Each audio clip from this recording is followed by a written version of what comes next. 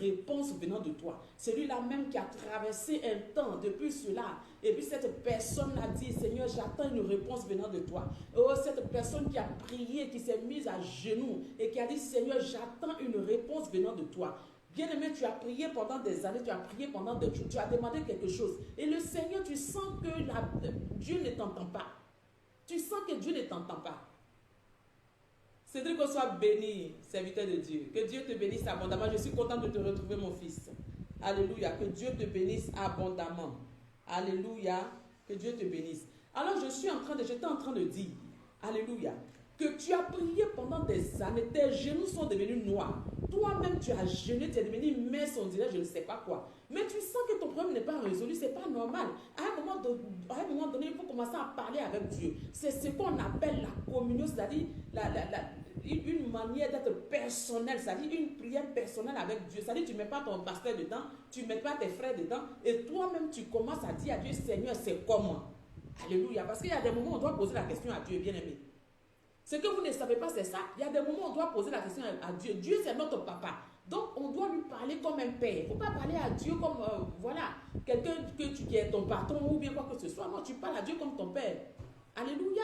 Mais si tu prends Dieu comme quelqu'un qui est un patron, tu as peur de lui, tout ça, mais ça ne va pas aller. Il y a des questions que tu ne pourras pas poser.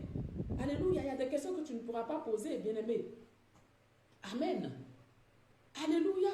Donc, à un moment donné de ta vie, quand tu pries et puis les choses sont stockées, les choses sont stagnées, tu dis, Seigneur, tu t'assois dans la chambre. Ce jour-là, tu t'assois, tu dis, Seigneur, qu'est-ce qu'il y a? Oh, papa, Jésus, qu'est-ce qui se passe? Il faut que tu ouvres les yeux. Il dit qu'il va ouvrir tes yeux sur les choses cachées. Donc, toi-même là, si tu ne vois pas les choses cachées, il faut qu'il ouvre tes yeux. Mais si toi, tu ne dis rien, tu es là. Alléluia. Tu ne dis rien, tu es là. Amen. Donc, il y a un problème. Alléluia. Il y a un problème. Il faut que tu poses la question à Dieu. Celui qui est chargé, fatigué, doit aller au pied du trône pour aller se décharger. Mais souvent, on peut porter le bagage et puis on peut ne pas être fatigué. Et lorsque tu n'es pas fatigué, Jésus ne peut pas venir prendre ton bagage. Amen. Est-ce que je parle à quelqu'un? Est-ce que je parle à quelqu'un qui est fatigué ce soir? Est-ce que je parle à quelqu'un qui est fatigué ce soir? Si tu es fatigué, tu dois me dire Amen et envoie-moi des cœurs. Tu dois me dire Amen très très fort. Alléluia. Je parle à quelqu'un qui est fatigué. La Bible dit celui qui est fatigué est chargé. C'est-à-dire que tu dois être fatigué et puis chargé. Parce qu'on peut être fatigué et puis ne pas être chargé. On peut être fatigué et puis ne pas être chargé. Si tu es fatigué et que ton bagage est sur ta tête encore, c'est que tu n'es pas chargé. Alléluia.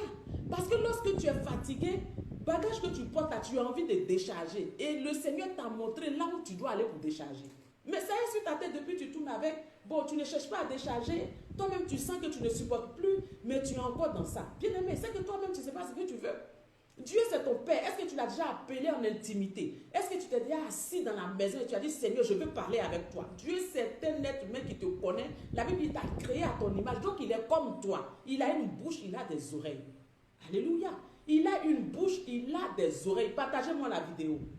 Partagez-moi la vidéo rapidement parce que ce genre de message ne doit pas rester comme ça. Il faut partager la vidéo. Tag quelqu'un, ma fille Josiane Gomez soit bénie. Alléluia. Que Dieu te bénisse, Eva, ma chérie. Que Dieu te bénisse abondamment. Partage la vidéo, partage cette vidéo-là. Envoie ça à quelqu'un, tag quelqu'un pour que cette personne puisse écouter. Parce qu'aujourd'hui,